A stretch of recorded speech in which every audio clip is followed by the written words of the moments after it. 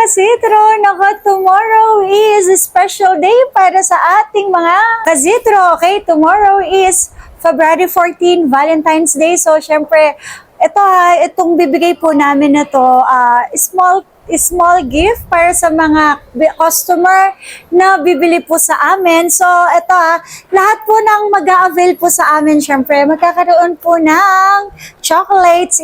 Pwede kayong mamili or kung ano yung available, pwede kayong mag-Cadbury. Pwede tayong mag-almonds and syempre, Toblerone.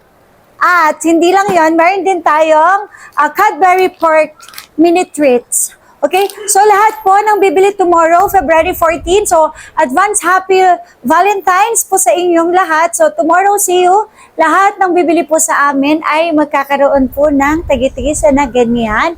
At hindi lang yon. So, ito pa, first 20 customer tomorrow, February 14, ay magkakaroon din po ng cutie cake. Okay? So, cutie cake isang liit-liit po niya. Plus, syempre, ayan, so free lang po namin yan sa inyo. So by tomorrow only. So ano pang hinihintay natin mga Kazitro?